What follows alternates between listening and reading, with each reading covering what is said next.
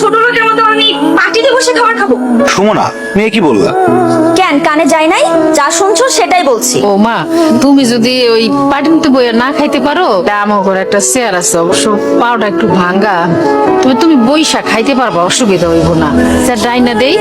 ভাঙা চেয়ারে বসে সুমনা খাবার খাবে? অসম্ভব। ছি ছি, এসব কি রান্না করছে? এর থেকে তো আমার বাসার কাজের বুয়ারা ভালো রান্না করে খায়। মাকে এভাবে অপমান না করলে হয় না? এটা কোনো রান্না হইলো? তুই খাবারটা খাবা না ঠিক আছে, সেই জন্য তুমি আমাদের রিজিকটা নষ্ট করবা? এই একটা ছোট লোকদের সমস্যা, কিছু বললে তাদের অপমান হয়ে যায়। যত সব ফালতু নাকামি। মাথাটা ঠান্ডা করো। বুঝতে পারছি তুমি এগুলি খাইতে পারবা না। তুমি কও তুমি কি খাইবা, সাইফুল হোটেল থেকে আইনা দিই।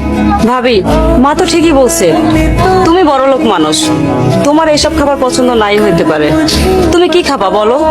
ফ্রাইড রাইস আর চিকেন ফ্রাই। মা, সেটা তো মেলা দাম। আমি সারাদিনে যে ইনকাম করি তা দিয়ে তো 1 প্লেট ফ্রাইড রাইসও হবে না। এই বাসি পচা গন্ধ খাবার তুমি কোথা থেকে এনেছো? ওই যে আমাকে 3 রাস্তার মোড়ে যে দোকানটা আছে না, সুন্দর করে ওই দোকান থেকে আনছি। আমার সামনে নিজে বানাই দিছে। আমি কি ফুটপাতের খাবার খামে? তোর কাছে বড় কোনো চাইনিজ রেস্টুরেন্ট চোখে পড়ে নাই? মানে তোকে বিয়ে করছি বলে কি তুই আমার লেভেলটা ফুটপাতে নামে আনছোস? বউ, তুমি তো জানো আমি একজন গরিব সবজির দোকানদার। সবজি বিক্রি করে যা ইনকাম করি, তা তো বড় রেস্টুরেন্ট থেকে খাবার কেনার মতো সামর্থ্য আমার নাই।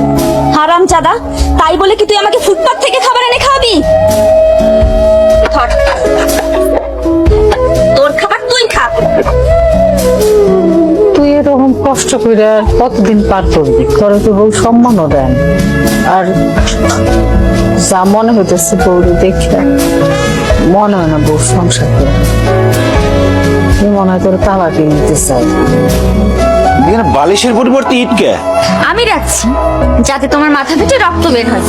মানে তুমি আমরা খুন করতে চাও? হ্যাঁ করতে চাই, প্রয়োজন পড়লে তাই করব। আমার ডিভোর্স চাই। বউ, ডিভোর্স ছাড়া তুমি যা চাইবা তাই পাবা। প্রয়োজনে আমি প্রতিদিন অনেক বেশি পরিশ্রম করে তোমার জন্য চাইনিজ থেকে খাবার নিয়ে আসবো, ভালো ভালো খাবার নিয়ে আসবো। আমার না কোনো খাবার চাই না, আমার না তোমার থেকে ডিভোর্স চাই। কারণ তোমার মতো সবজিওয়ালার সাথে না আমার চাই না। কি হলো, এরকম বজ্রপাত হয়ে যাওয়া মানুষের মতো চুপচাপ বসে আছো কেন? কি বলছি কানে যায় নাই? জি, গেছে।